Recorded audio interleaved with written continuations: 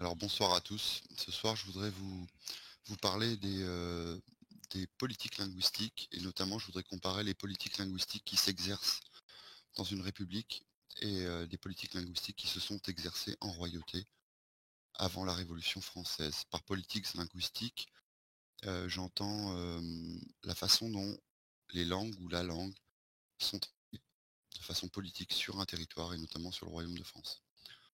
Je vais parler de linguistique et avec une approche sociolinguistique, c'est-à-dire que je vais m'ancrer dans une discipline scientifique et donc je vais citer des auteurs et je vais citer des concepts, mais qui ne s'engagent pas eux-mêmes dans la royauté ou dans la restauration de la royauté. Ce sont simplement des gens qui décrivent la société et les langues. Donc je ne veux pas que les propos que je puisse tenir ce soir soient compris comme certaines personnes qui soutiennent le royalisme ou la restauration alors que ce n'est pas le cas.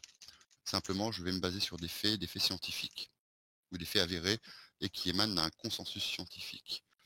Heu, Mon intervention comprendra 2 grosses parties. Une partie qui va commencer par la République et on va un peu décrire, enfin je vais décrire, ce qui s'est passé à peu près d'un point de vue linguistique depuis la Révolution et particulièrement dans l'époque moderne et puis dans un deuxième temps, heu, je vais réévoquer comment c'était fait à l'époque de la royauté et j'espère que cela pourra, donner des billes un peu, nourrir le débat sur ce que devrait être la restauration royale, notamment en matière linguistique, puisqu'il m'a semblé certaines fois entendre des royalistes avoir une position linguistique qui était très républicaine et donc j'aimerais, que les inviter à réfléchir là-dessus. Alors, au début, je voulais faire une intervention très technique et puis finalement, je me suis dit que c'était pas la bonne solution, donc j'ai décidé de pas mettre trop de termes techniques, même s'il y a certains concepts que je vais devoir utiliser et définir et je les définirai au fur et à mesure, que je ferai mon exposé. Si vous avez des questions, vous pouvez les mettre dans le sans micro et si elles sont pertinentes au moment de mon intervention, je les prendrai dans l'intervention, sinon j'y répondrai après. Alors, tout d'abord, vous avez le plan, dans sans micro. La République française et les politiques linguistiques, depuis la Révolution, c'est assez désastreux selon moi et dans un premier temps, je voudrais montrer que le premier problème émane, de l'idéologie républicaine. Tout d'abord, la République se fonde sur une équation qui est une équation qui est fausse et qui ne passe pas l'épreuve de la science, qui est qu'une nation égale une identité égale une langue. La République a beaucoup de mal à coarticuler plusieurs langues au sein de son entité politique et territoriale. Elle considère que toute personne qui parle une langue différente a forcément une identité différente et forcément un attachement national différent. Pourquoi cela? Parce que c'est un danger pour elle, selon la République, pour la cohérence nationale. En effet, elle considère que chaque variation d'identité, chaque variation culturelle, chaque variation linguistique entraîne systématiquement une volonté de sécession et d'indépendantisme. On l'a vu récemment comment la République se bat contre n'importe quel Corse qui prononce un discours en Corse à l'Assemblée corse, contre des Bretons qui veulent avoir le droit d'apprendre à l'école en breton. Et je suis sûr que vous avez tous dans vos expériences personnelles des personnes peut-être qui venaient à défaut de langues régionales comme l'alsacien, le breton, le corse, le basque, de gens qui venaient de variétés du français comme des gens qui avaient des accents du sud ou des parlers picards et qui étaient un petit peu considérés comme des gens ne parlant pas vraiment français et n'appartenant pas vraiment à la France. Le problème de la République, c'est qu'elle prône une notion d'égalité. Et cette notion d'égalité, pour elle, consiste à garantir une égalité de traitement chez les gens, mais elle n'arrive pas à, comment dire, à co-articuler cette égalité de traitement avec une différence d'individus. Donc la République ne vise qu'à une chose, c'est gommer toutes les différences qui existent pour avoir que des individus identiques, qu'ils soient culturellement, linguistiquement, euh, enfin tout ce que vous voulez, identique, afin de pouvoir appliquer le même traitement à chaque personne. La République universalise au maximum et même en matière linguistique. N'est pas français celui qui ne parle pas français. Y compris le breton, l'alsacien, le basque, le corse, l'occitanien, le franco-comtois, etc.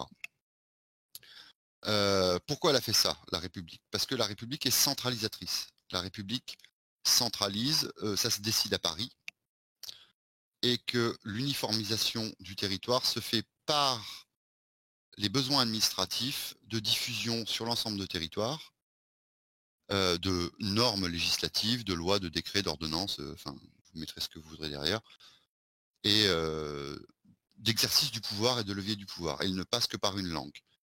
Donc en fait, l'instrumentalisation de la langue est devenue un levier politique pour la République afin d'administrer un territoire qui est finalement trop grand pour elle.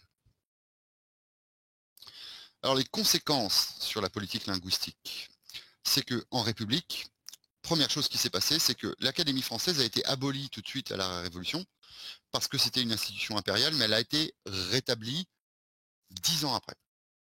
Pourquoi? Parce que l'Académie française est un énorme vecteur de normes. Elle est prescriptiviste, c'est-à-dire qu'elle ne s'encombre pas du détail, elle considère qu'il y a ceux qui parlent bien et ceux qui parlent mal. Elle considère que la langue représente l'État et qu'il y a une bonne façon de parler, une mauvaise façon de parler, et que tous les gens qui ne parlent pas comme elle attend que l'on parle, quelque part ne sont pas des bons Français. Ça a entraîné que l'Académie française est devenue le premier vecteur républicain de condamnation de la variation linguistique en France. Et là, je ne parle même plus des langues régionales, je parle même des variétés régionales du français. Donc je pense que nous sommes tous de régions différentes ici, il n'y a pas que des Parisiens. Il doit y avoir probablement des gens qui viennent de Picardie, de Normandie, du sud-ouest de la France avec l'occitan et toutes ces variétés, peut-être du saintongeais, du poitevin, du bourguignon, du franco-provençal, etc., etc. Alors tout ça, l'Académie française le déteste et c'est un pain béni pour la République. Parce que la République utilise l'Académie française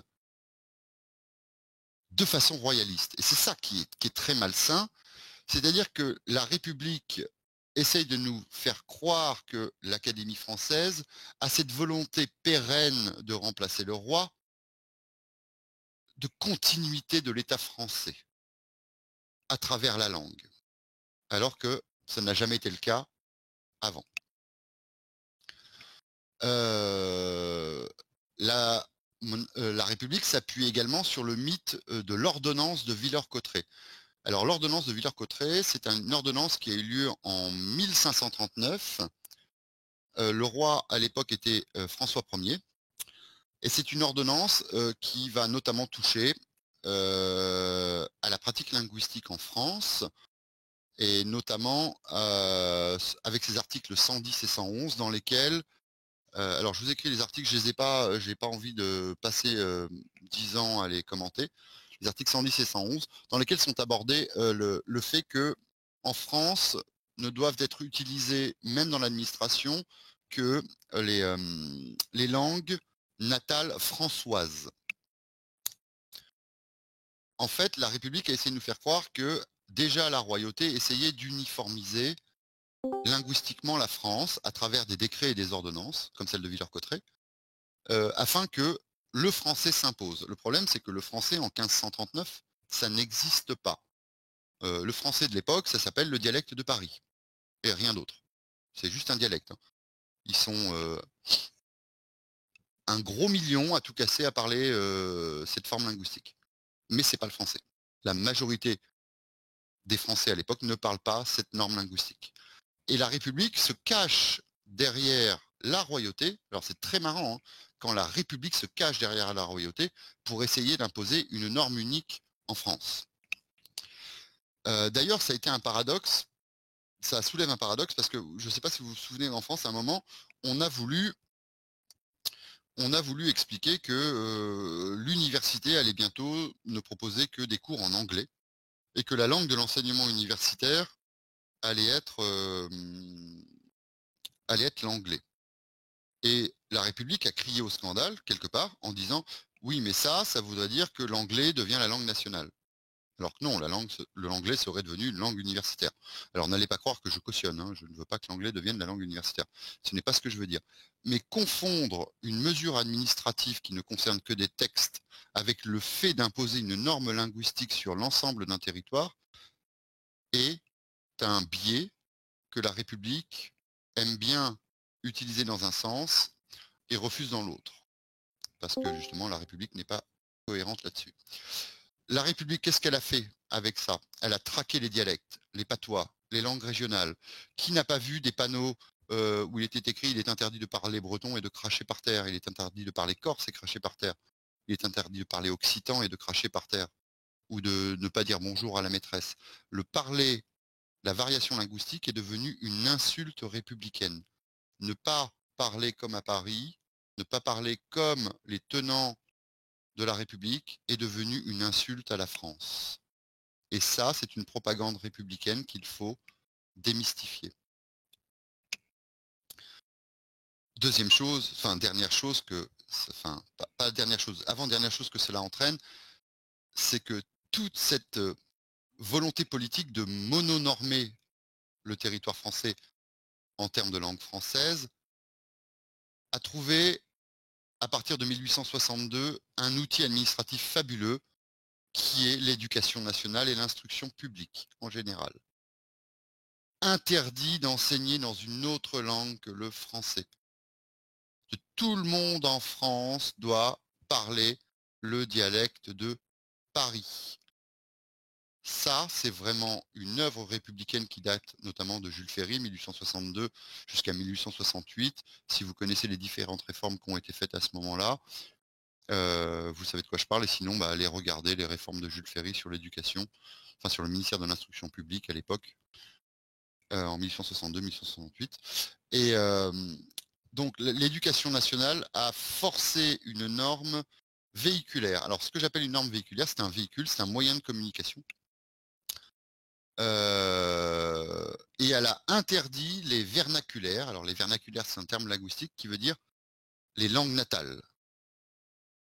Les langues natales, c'est-à-dire que quand vous naissez par exemple dans une famille de prolos, de paysans, vous parlez une variété du français qui est plutôt basse, mais qui est un vernaculaire pour vous.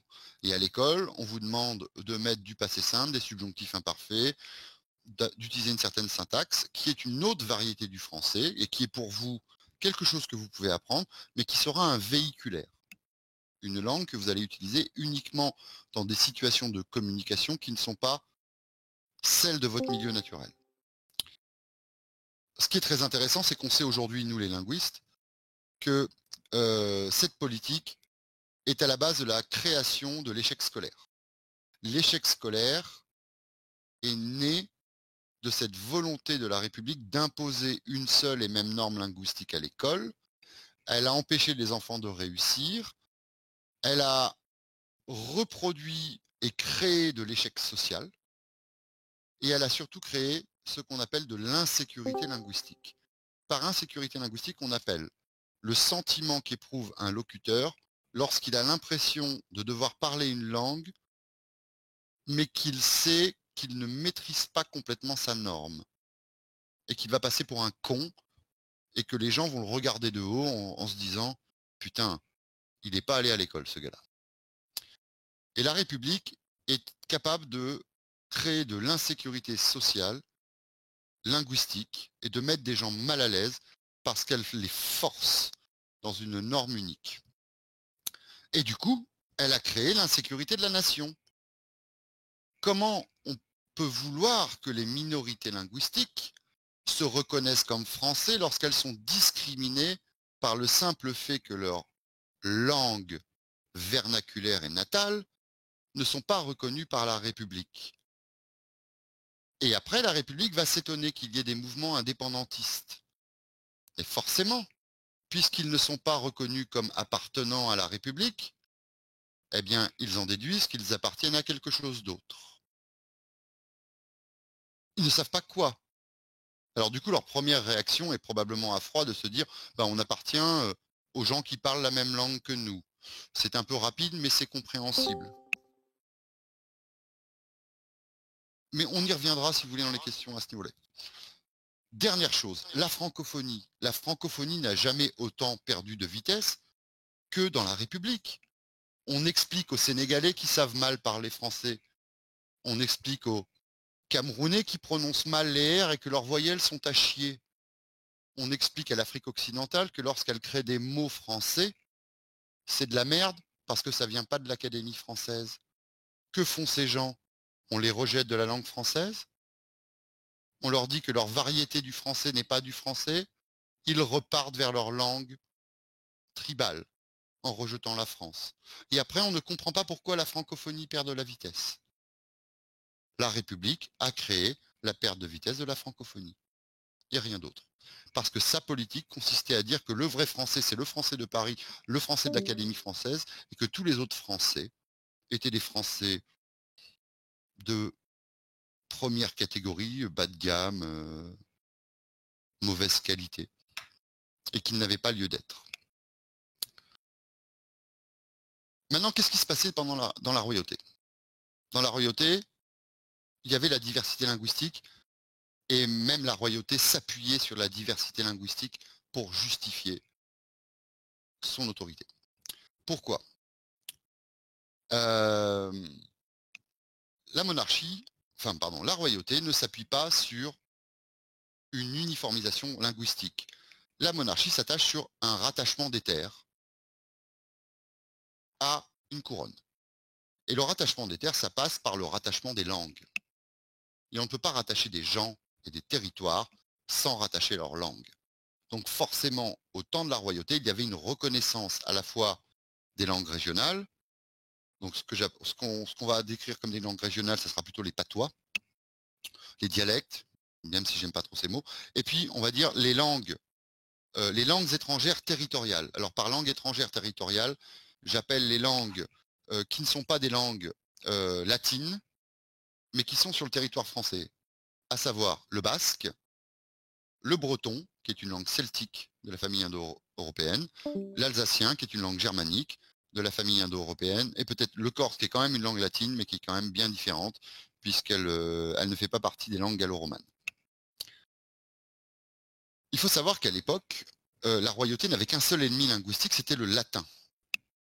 Et notamment, je reviens sur Villers-Cotterêts, l'intérêt de la royauté dans l'édit de l'ordonnance de Villers-Cotterêts n'est pas de combattre les langues régionales ou les langues étrangères territoriales. Rappelez-vous, les langues étrangères territoriales, ce sont les langues qui sont présentes naturellement sur le territoire français, même si elles ne font pas partie de la famille du français. Donc rien à voir avec, par exemple, l'allemand, l'anglais, l'arabe, le chinois, etc. Hein, on parle bien du breton, de l'alsacien, du corse et du basque. C'était le latin. Le latin, alors vous n'êtes pas sans savoir qu'en 1539, François Ier a des gros problèmes avec le Vatican et le pape, qu'il s'est allié à Suleiman le Magnifique, qui s'est fait excommunier pour ça, et que le latin, on n'en veut plus en France. La politique linguistique à l'époque, c'est considérer que le latin ne peut plus être une langue administrative parce que le latin donne trop de pouvoir à un pays étranger qui revendique cette langue en tant que langue nationale, au même titre qu'aujourd'hui on va se battre pour que l'anglais ne s'impose pas en France parce que l'anglais est la langue d'un pays étranger. François Ier s'est battu contre le latin à l'époque parce que le latin était la langue d'un pays étranger ou d'une puissance étrangère. Donc le but de Villers-Cotterêts, en fait, c'était de supprimer le latin comme langue administrative et comme langue du savoir, pour que enfin le savoir et l'administration puissent être exercés dans des langues du territoire. Et ça n'empêchait pas qu'il y avait beaucoup de gens qui étaient traducteurs et qui traduisaient les textes dans les différentes provinces. Il faut se rappeler que pour l'époque, par rapport à l'étendue du territoire, c'était très grand la France. Aujourd'hui, on a Internet, on a la télé, on a le téléphone, etc. Mais enfin, à l'époque, les informations ne circulaient pas de la même façon. Je pense que tout le monde est d'accord là-dessus. Et que finalement, par rapport aux moyens technologiques de l'époque, la France était très très grande. Et du coup, la communication, le niveau d'alphabétisation, les niveaux d'administration et les nécessités administratives n'étaient pas les mêmes. Ils étaient moindres. Enfin, les prérequis étaient différent. Et finalement, il n'y avait pas d'insécurité linguistique et surtout, il n'y avait pas de glottophobie. Alors, je vais définir ce terme de glottophobie parce qu'il est très important. C'est un terme qui nous vient des Français en linguistique. C'est un professeur de l'université de Rennes 2 qui l'a mis en évidence il y a je vais dire moins d'une dizaine d'années, Monsieur Blanchet. La glottophobie consiste en une discrimination langagière. C'est-à-dire qu'aujourd'hui, il y a quelqu'un qui arrive à Paris et qui a un accent du sud-ouest ou un accent d'Agen, eh ben, il est discriminé pour trouver un emploi. Je ne sais pas si vous savez que, par exemple, Francis Cabrel, quand il a commencé à percer en France, après son premier titre, on lui a demandé de perdre son accent en lui expliquant que s'il ne perdait pas son accent d'Agen, de Gascogne, eh ben, il ne pourrait pas percer. Parce que les Français n'accepteraient pas quelqu'un qui a un accent du Sud. Alors ça, c'est typiquement républicain. Hein. Ça n'aurait pas eu lieu d'être en monarchie, en république. Merde, en royauté. Vous m'avez compris. Il n'y a pas d'insécurité linguistique. La royauté assure une sécurité linguistique pour ses sujets. Et ça, c'est très important. La royauté n'organise pas la diglossie. Alors la diglossie, c'est le deuxième terme que je voudrais définir ce soir, qui est un terme scientifique cette fois. La diglossie est une situation territoriale dans laquelle il y a plusieurs normes ou langues qui sont utilisées par les habitants, mais qui sont hiérarchisées et donc qui sont catégorisées. Le fait que, par exemple, quelqu'un parle un très bon français de Paris de type académie, tout de suite, il passe pour quelqu'un de supérieur, de plus intelligent, de bonne famille, etc. Et quelqu'un qui a un français avec la même richesse lexicale, le même vocabulaire, avec des variations syntaxiques qui ne sont pas reconnues, passe pour quelqu'un de sous-éduqué, alors que d'un point de vue linguistique, ils en sont au même niveau. Ils ont la même richesse lexicale, la même richesse syntaxique, la même richesse sémantique, la même richesse de nuances. Simplement, une norme est considérée comme une norme haute, l'autre norme est considérée comme une norme basse, et ça crée une diglossie, une situation dans laquelle des individus sont jugés inférieurs parce qu'ils ont une norme langagière qui est plus basse. Et ça, c'est typiquement républicain parce que ça n'existait pas au temps de la royauté. Faut pas oublier que le roi, lorsqu'il voyageait, donc là je passe à mon B, les rois valorisaient la diversité linguistique puisqu'elle n'était que représentante de l'étendue du pouvoir du roi. Ça voulait dire plus de terres rattachées, plus de terres qui étaient contentes d'être rattachées à une couronne. Les rois aimaient être loués, chantés dans des patois, dans des dialectes, dans des langues régionales, notamment lorsqu'ils allaient en Navarre. Ils étaient accueillis dans des variétés linguistiques de l'époque proches du catalan d'aujourd'hui, et pas dans un français de Paris, et ça ne posait aucun problème, au contraire, c'était mieux, ça avait plus de valeur. Il n'y avait aucune traque linguistique autre que le latin. On n'en avait rien à faire que les gens parlent à la maison quelque chose d'autre que le français administratif. Ça n'avait pas de sens. À l'époque, le bilinguisme était la norme en France. Aujourd'hui, les gens sont persuadés que le monolinguisme est la norme mondiale, alors que plus de 3/4 de la population mondiale est minimum bilingue, voire trilingue. Aujourd'hui, on a des idiots républicains monolingues qui pensent que la nature nous a fait pour exister que dans une seule langue, alors qu'ils sont dans l'erreur. La majorité des gens sont bilingues en royauté, c'est-à-dire qu'ils ont une langue natale et ils ont une langue qu'ils ont appris à parler au contact des autres, qui est la langue de communication, le véhiculaire, et ça ne pose pas de problème. Aujourd'hui, ça pose un problème de ne pas parler que le véhiculaire. Les langues françoises sont toutes celles du territoire. Elles intègrent à la fois les variétés du français, à la fois les variétés d'Oil et les variétés d'Oc. Donc les variétés d'Oil sont les variétés françaises du Nord influencées par les langues germaniques. Et je tiens quand même à signaler qu'aujourd'hui, le français de référence de l'Académie française est un français qui s'est éloigné du latin pour se rapprocher des langues germaniques. alors que les variétés d'oc sont restées plus proches des langues latines, notamment de l'espagnol. Enfin bon, toute personne qui a voyagé dans le sud comprendra parfaitement ce que je veux dire, au niveau des consonnes, des voyelles, etc. Donc, je reviens sur l'Académie française pour presque conclure. À cette époque-là, il y avait une instabilité orthographique. Une instabilité orthographique. C'est-à-dire que tout le monde écrivait n'importe comment. Rien n'était codé parce que la langue écrite, finalement, représentait parfaitement notre langue orale. Elle était variée, elle n'était pas réglée, elle n'était pas imposée et elle laissait libre cours aux usages locaux.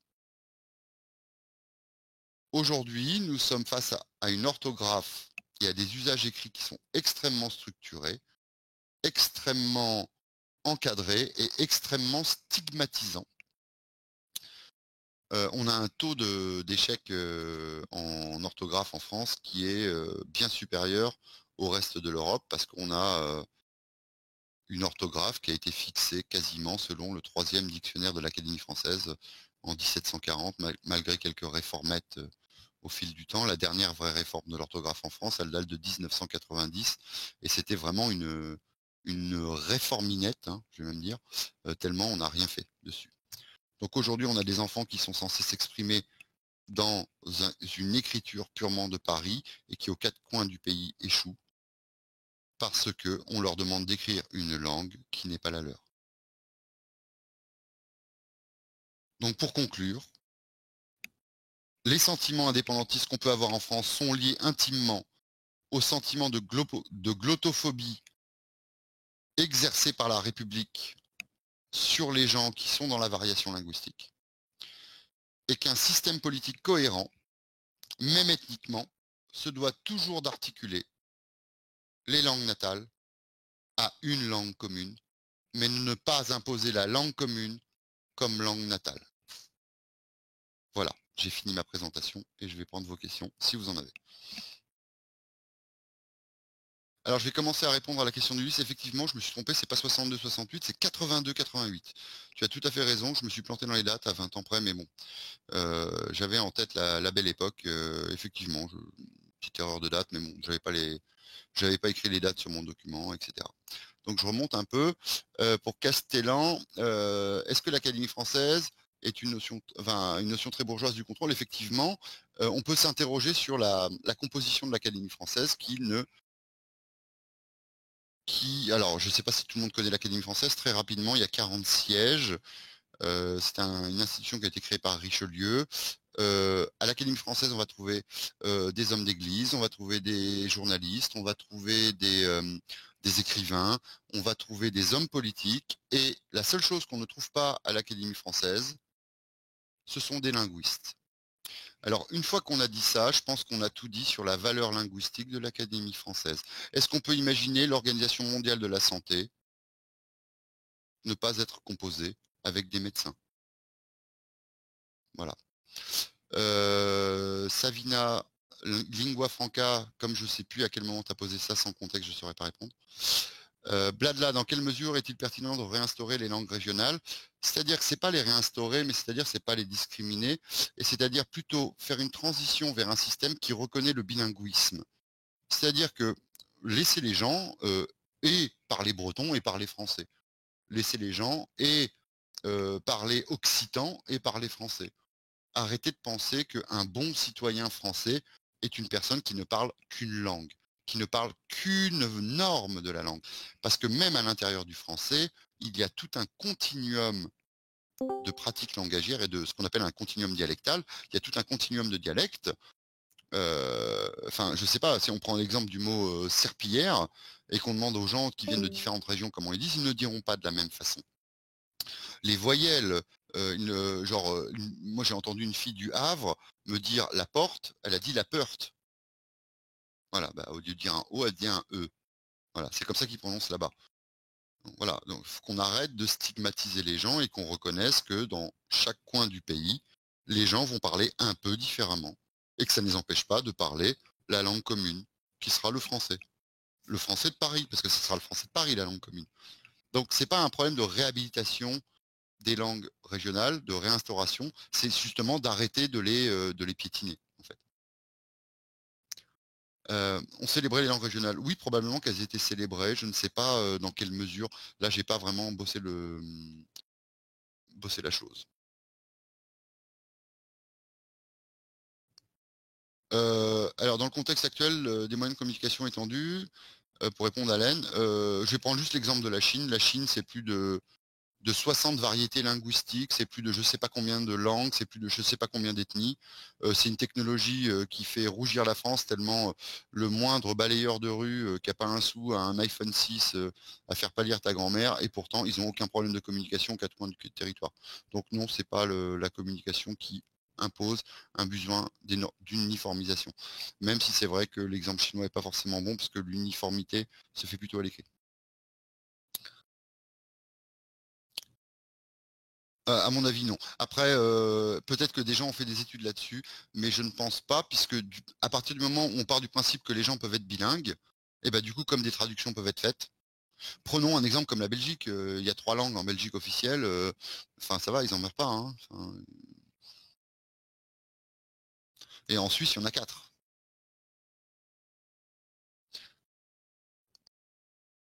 Alors, oui, alors, si tu veux, la langue véhiculaire Savigna, ça pourrait être considéré comme une lingua franca à l'intérieur de la France. C'est ce qu'on parle quand on rencontre quelqu'un et qu'on ne sait pas vraiment ce qu'il parle, et ben on lui parle français. Oui, ça pourrait être ça.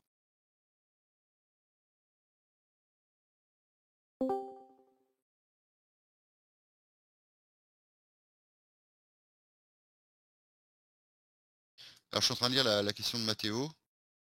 Euh, Alors, oui, alors, je pense que de toute façon, le français de type de référence doit rester euh, la langue véhiculaire, administrative, etc. Maintenant, quel français? Parce que si on me dit que c'est le français de Victor Hugo de l'Académie française et qu'on écrit des textes législatifs qui sont incompréhensibles par le peuple aux quatre coins du royaume, alors cette langue véhiculaire n'est pas une bonne lingua franca, pour reprendre ce qu'a dit Savina, puisque finalement les gens ne comprennent pas la loi, puisqu'ils n'arrivent, enfin, c'est écrit dans une langue qui n'est pas accessible pour eux. Donc finalement, un français véhiculaire doit être une langue plutôt moyenne, finalement, pas une langue supérieure. C'est une langue à portée de tout le monde. C'est une langue qui fait les passerelles entre toutes les variétés, pas une langue qui écrase les autres. Et est-ce que retour à la réalité passerait par une suppression de l'Académie française? Ah non, on pourrait très bien garder l'Académie française, virer tous les crétins qui y sont et mettre que des linguistes. Et du coup, qui, eux, feraient des réformes orthographiques de façon à ce que les politiques linguistiques en France soient cohérentes et qu'on puisse avoir une orthographe qui correspond à notre phonétique, à notre phonologie, ce qui n'est pas le cas aujourd'hui, à réduire le taux d'illettrisme, parce que bon, 90% de bacheliers et 7% d'illettrisme en France. Enfin, et d'illettrisme lourd, hein, parce qu'en fait, le taux d'illettrisme, il est beaucoup plus haut en France. Par illettrisme, on entend les gens qui ont des difficultés à utiliser les normes de communication écrites et de lecture. Et là, on pense qu'il y a plutôt 60% des adultes qui sont en difficulté dès qu'il faut lire ou écrire un document. C'est-à-dire que quand ils doivent écrire une lettre, ils demandent à un ami de les aider. Quand ils doivent lire un document officiel, ils demandent à un ami, est-ce que tu as compris ce que me demande l'administration? Ça, c'est ce qu'on appelle de l'illettrisme en linguistique. Ils ne sont pas autonomes linguistiquement en lecture et en écriture. Pourtant, ils sortent de l'école. Je ne sais pas si je suis clair là-dessus. Alors Ulysse, ta question est très intéressante. Le fait qu'un monolingue va se retrouver en situation d'insécurité par rapport à des bilingues. Mais le monolingue ne restera jamais monolingue dans ce genre de situation, puisque forcément il deviendra bilingue, puisqu'il sera confronté sans arrêt à deux variétés linguistiques, et que de toute façon, alors oui, je vois ce que tu veux dire. Le monolingue de Paris, oui, lui, non. De toute façon, il vit à Paris, il s'en fout d'être bilingue. Après, il peut aussi faire un effort. Le but étant pas de forcer tout le monde à être bilingue, mais que parce que la discrimination du monolingue est aussi abjecte, selon moi, que la discrimination du monolingue ou du bilingue breton français. Je ne sais pas si vous savez, je fais une petite parenthèse sur ce que dit Ulysse. Souvent, on a dit que des gens qui étaient bilingues, à 8 ans, on leur faisait un diagnostic, on disait ah là là, vous vous rendez compte, cet enfant, il est en retard au niveau du lexique. En fait, il n'est pas en retard. Son lexique s'est divisé entre deux langues. Donc en fait, termes de nombre de mots connus par l'enfant, c'est le même. Il n'a pas du tout de retard. Donc du coup, est-ce que le monolingue serait, en inégalité? Je pense que si dans une société qui est plus dynamique en termes de langue, il n'aura pas de problème, il s'intégrera beaucoup plus facilement qu'un bilingue s'intègre aujourd'hui. Alors, pour répondre à Crack 57, finalement, à part les langues régionales, alors qu'est-ce qu'on appelle les langues régionales? Parce que si tu appelles par langue régionale l'alsacien, le breton, le basque, en fait, ce ne sont pas des langues régionales, ce sont des vraies langues à part entière, d'un point de vue linguistique. On a toutes les variantes dialectales du français. Et là, ça peut être intéressant que j'explique. Je ne sais pas si vous savez que pendant très longtemps, on a considéré que le français moyen était le français de Touraine. Et d'ailleurs, c'est très intéressant, c'était Tours, parce que c'était plus central que Paris au niveau de la France. Pourquoi? Parce que finalement, les différences linguistiques qu'il y avait entre Tours et Lille, Tours, Perpignan, Tours, Strasbourg, Tours, Nice, et puis Tours, Biarritz, étaient les moins grandes en termes de variation. Donc c'était le plus central et celui qui faisait le plus la passerelle. Ce qu'on appelle un dialecte, c'est toute forme de variation, c'est-à-dire vous prenez un village au sud de la France, vous faites 20 kilomètres. Vous arrivez dans un nouveau village, normalement vous comprenez ce que les gens disent, mais il est très possible que ces mecs ou ces habitants prononcent deux, trois mots différemment de vous et deux, trois mots pour désigner, je ne sais pas, une serpillière, une chocolatine, ou ce que vous voulez un peu différent, etc. Vous refaites 30 kilomètres. Là, vous commencez à éprouver un peu plus de difficultés. Alors que le mec du village d'avant, lui, à 30 kilomètres de chez lui, ça va encore.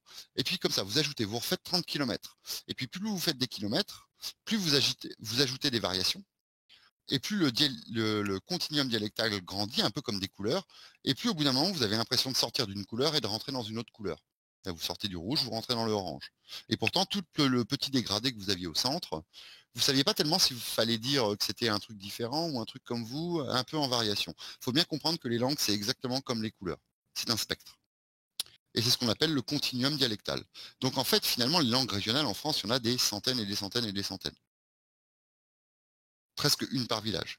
Bien sûr, en fait, les différences ne sont pas assez fortes pour vraiment les isoler, donc finalement, elles sont regroupables en termes d'aires dialectales. On va avoir des aires dialectales, l'occitan, le franco-comtois, le franco-savoyard.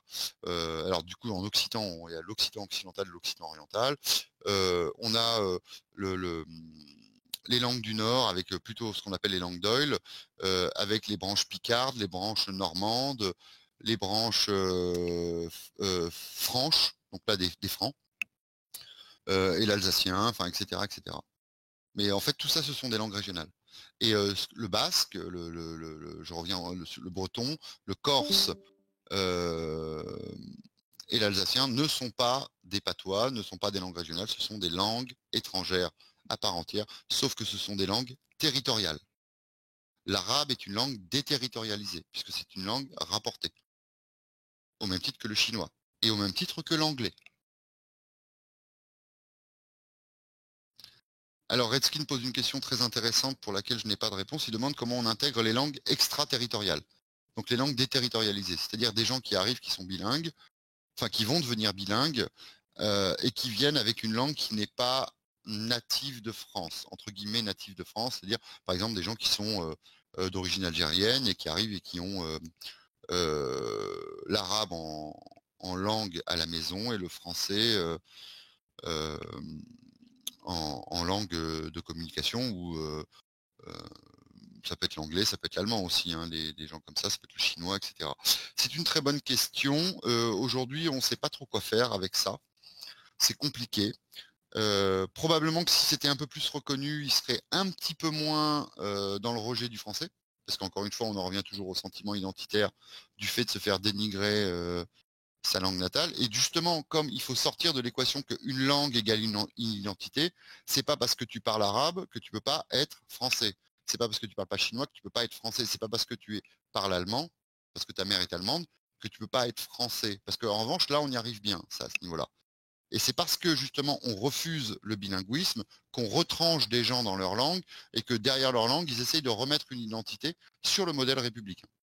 La République leur a dit que le français, c'était l'identité des Français. Alors du coup, ils se disent, bah, moi, du coup, si je parle arabe, bah, mon identité, c'est l'arabe ou les arabes. Et je pense qu'il faudrait travailler là-dessus, Redskin. Je ne sais pas s'il y a des études qui ont été faites. Il faudrait que j'aille voir là-dessus. Je ne sais pas du tout s'il y a des choses qui ont été étudiées là-dessus. Mais je pense qu'il faudrait chercher de ce côté-là, encore une fois, reco-articuler tout ce qu'on a dit sur le fait de le sentiment indépendantiste de se faire rejeter est lié au fait qu'on dénigre notre langue. Euh, Fanny, comment la royauté managerait-elle les communautés étrangères sur son propre territoire? Donc les immigrés, je pense que ça revient un peu avec Redskin. Je pense qu'il ne faut pas stigmatiser. Enfin, je pense que la piste à étudier, hein, parce que là je veux pas mettre un truc à 100%, serait plutôt de chercher à voir comment on peut justement leur montrer que leur langue n'est pas un problème, c'est leur langue de communication à la maison, dans leur milieu naturel, et ça, c'est pas un problème, et qu'il y a un véhiculaire, et que c'est ce véhiculaire qui nous permet à tous de nous sentir appartenir à quelque chose qui nous est supérieur, qui est la nation française, mais qu'en revanche, aucun vernaculaire n'est discriminé, même lorsqu'il n'est pas territorial. Je pense qu'il va falloir accepter d'accepter certains vernaculaires qui sont extraterritorialisés, et je sais très bien le risque qui se cache derrière de proportion de locuteurs par rapport à d'autres, etc. Mais je pense qu'il faut quand même réfléchir à un truc comme ça. Parce que justement, on sait très bien que des gens parfaitement intégrés, qui n'ont pas été brimés dans leur langue natale, finalement, deviennent des monolingues à 2 générations.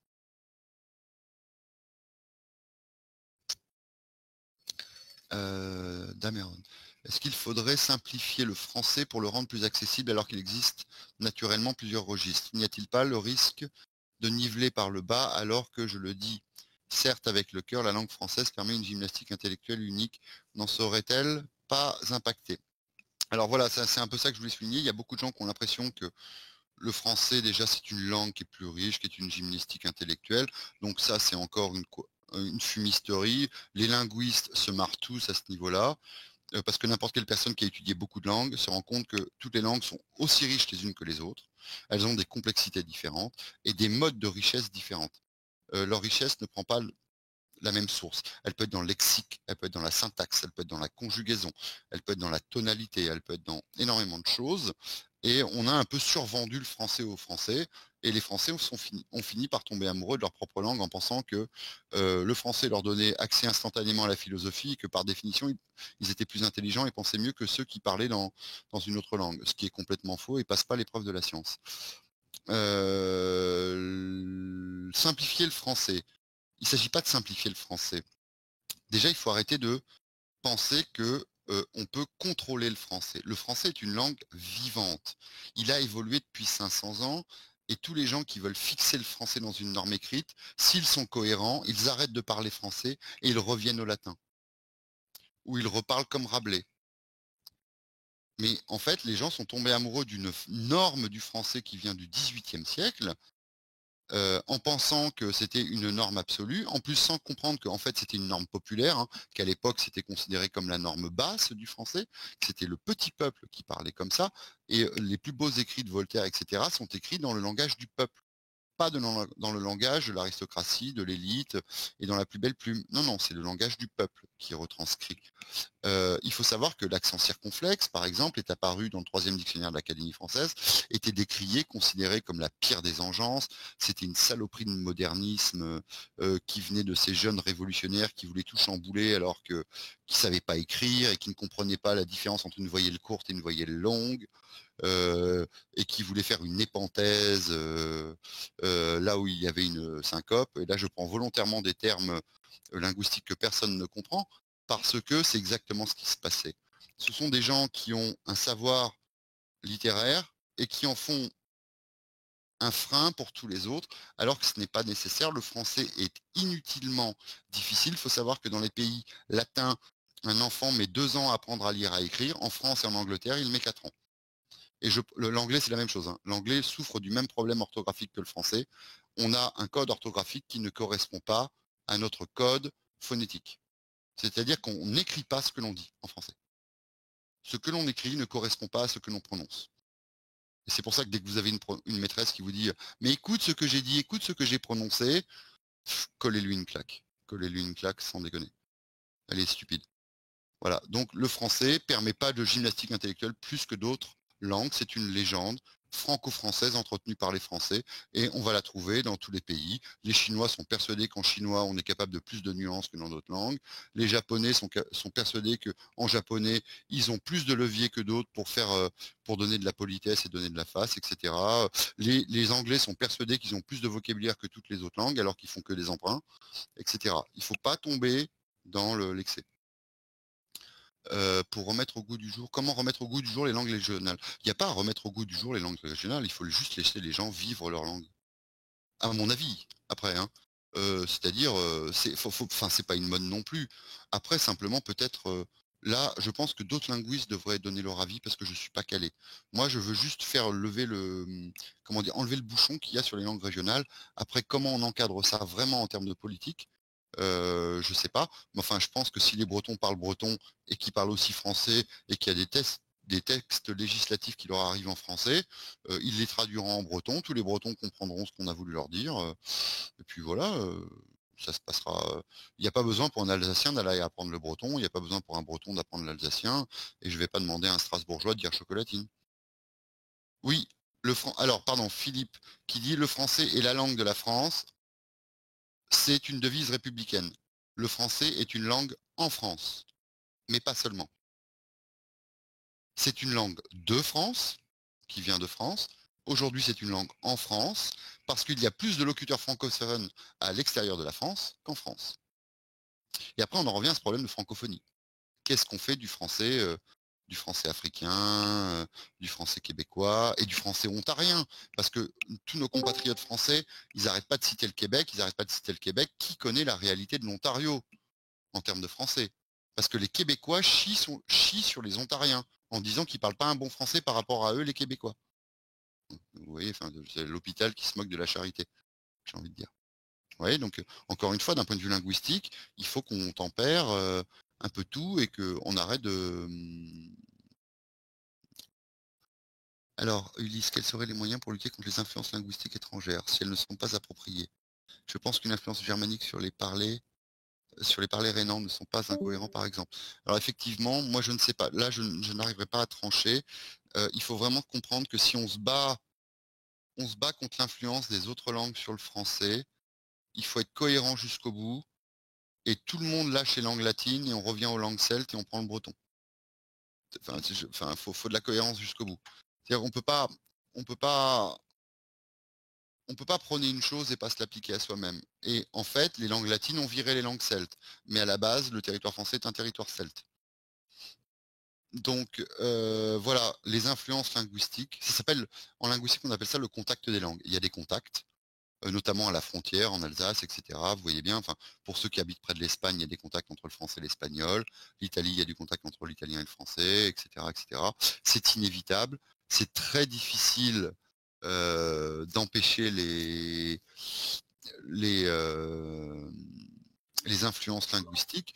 Ce qu'il faudrait faire, c'est plutôt faire de la France un pays qui ait une aura telle que c'est elle qui influence les autres et qu'elle ne se fasse pas influencer. Mais prendre des décisions pour lutter contre une influence étrangère, c'est déjà un aveu de faiblesse en disant de toute façon je suis trop faible et l'autre va m'imposer sa langue. Donc je résiste. Alors, Mardonu, j'aimerais juste réagir en fait sur une notion que tu as mis avant par rapport en fait à l'extraterritorialité.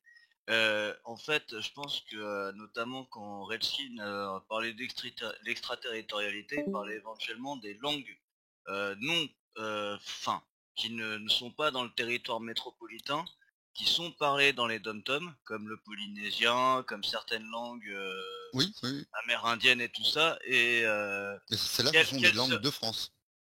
d'accord, donc ce serait des langues territorialisées. Ok, Ah ok. oui, elles sont territorialisées. Bah, faut savoir, c'est français ou pas ce territoire? Parce que, enfin, c'est.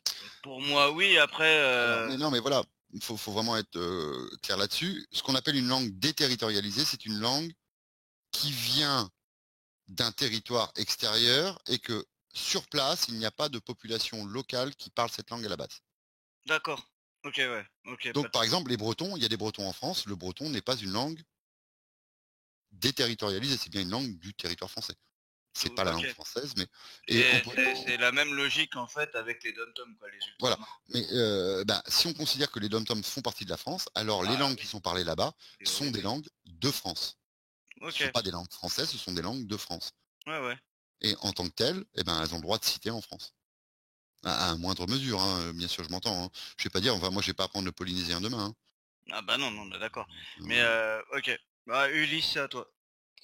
Merci. Mardonius, quand je parlais d'influence étrangère, c'est surtout avec le cosmopolitisme, oui, le fait que la mondialisation, tout ça, on se retrouve aujourd'hui avec un français qui est beaucoup influencé notamment par l'anglais, mais oui, aussi par des langues qui n'ont aucun contact direct avec les parlers. Je veux dire, aujourd'hui, on a des influences des langues comme l'arabe, oui. bon, certes, qui sont dues à des communautés étrangères fortement présentes sur le territoire, mais qui, selon ma vision des choses et selon ma logique, pas cohérent. Je veux dire, on n'a aucune frontière, euh, l'Hexagone n'a aucune frontière avec un pays arabe, et même dans les rom-com, avec les territoires ultramarins, Les il DROM me maintenant, semble pas les DROM, les DROM. les Drômes, il me semble pas qu'il y en ait. Donc, du coup, c'est surtout face à ça, je veux dire, je sais pas, c'est Alors surtout face à ça, face à la ils vont mondialisation, quand face même à les tout ça. reprendre par les médias, parce que ça va revenir par les médias, du coup, on en venait,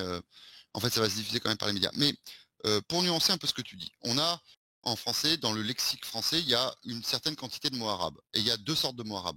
Il y a des mots arabes qui sont rentrés à une certaine époque et qui sont que des mots de spécialité scientifique. Algèbre est un mot arabe, alcool est un mot arabe, alambic est un mot arabe, et cetera, et cetera. Tout ça, ce sont des mots Ouais. arabes. Ils sont rentrés à une époque où on a récupéré des notions scientifiques et des mots scientifiques de l'arabe. Chimie est un mot arabe. Et pourtant, chimie, tout le monde a l'impression aujourd'hui que c'est un mot français.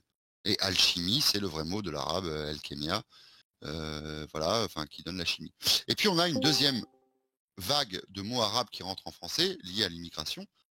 Ce sont des phases temporelles. Peut-être que dans 100 ans, il y aura plus un seul mot de l'arabe qui rentrera, en fonction des politiques qui vont être menées là-dessus, hein, je dis pas le contraire. Mais en fait, empêcher des mots arabes de rentrer en français, c'est impossible.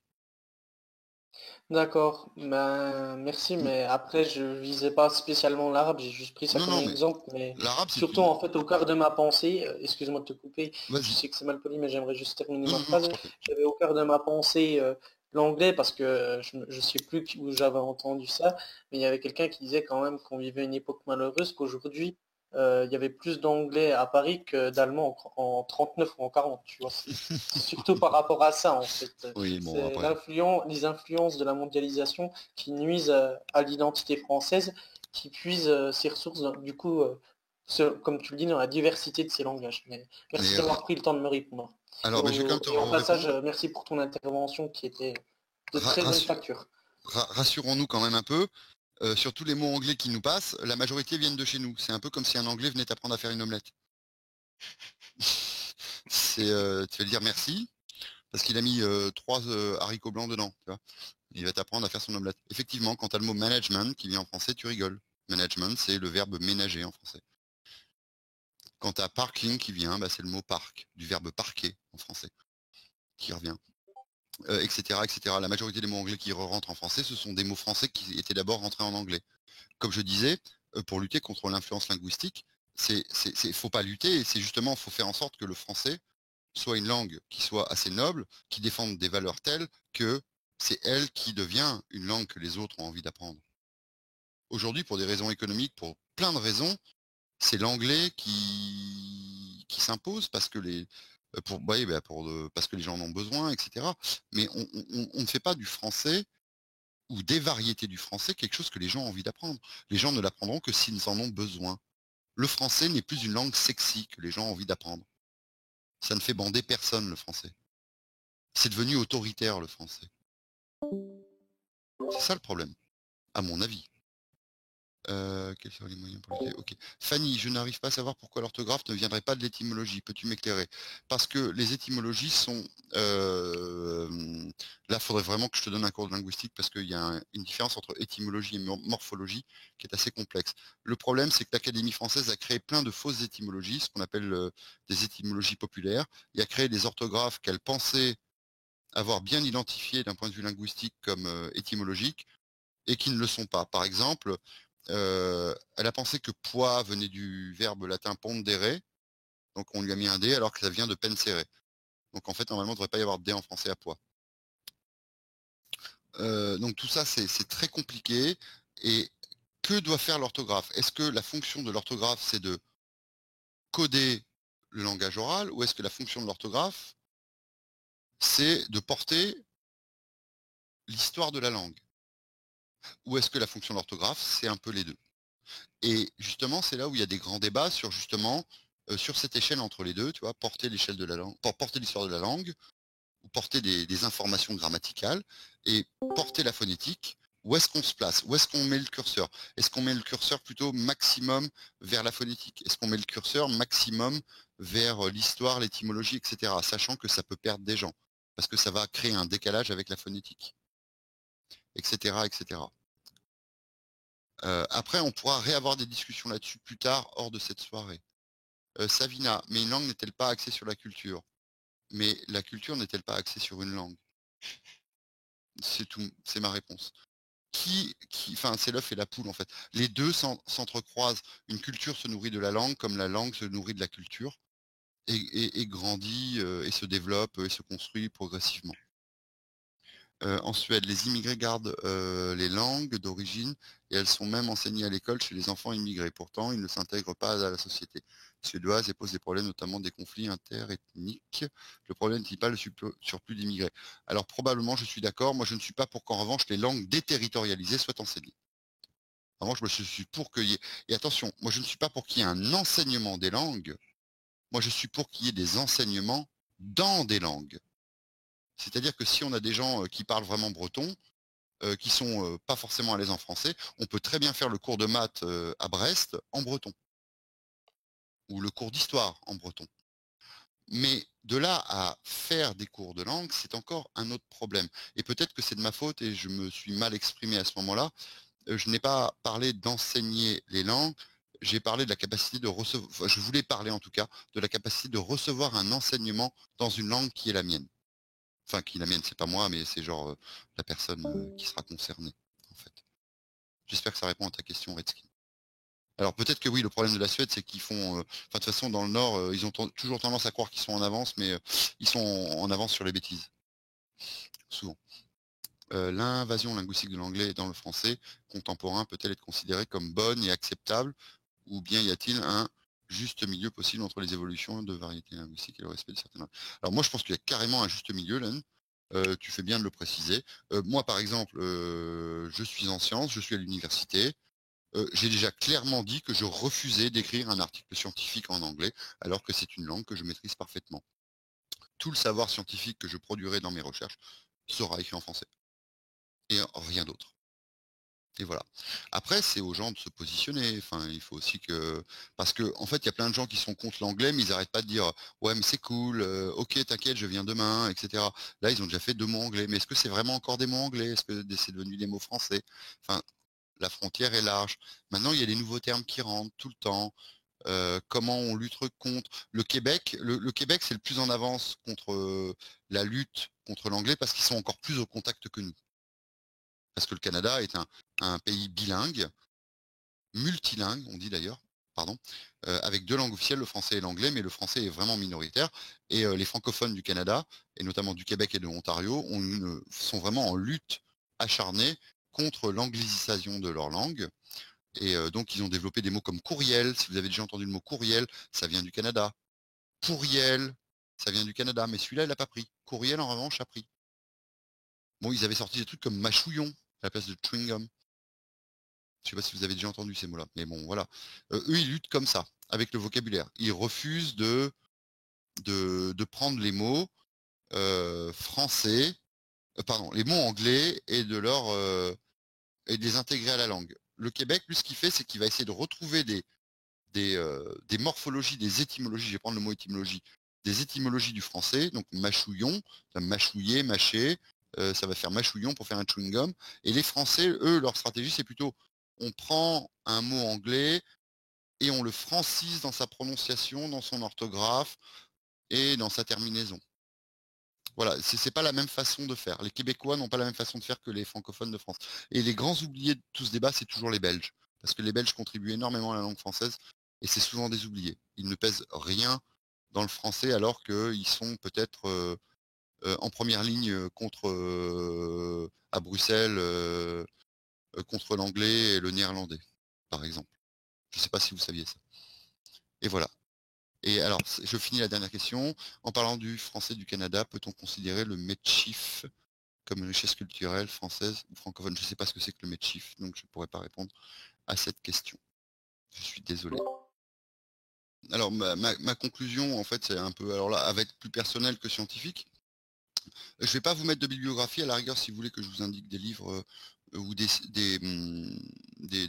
comment dire, des auteurs sur lesquels vous pouvez aller voir des choses. Je pourrais vous les indiquer en privé. Ne jugez pas les gens sur leur langue. Parce que en fait, les langues, c'est quelque chose qui se construit et qui change au cours du temps, et qu'une langue peut se greffer à une autre, au même titre qu'une culture peut se greffer à une autre, et qu'un sujet du roi ne sera pas forcément un monolingue monoculturel. Ce sera un sujet du roi de France. Voilà. Français d'abord, Français mieux vaut la mort que l'esclavage, gloire à qui tombera tout seul ouvrage.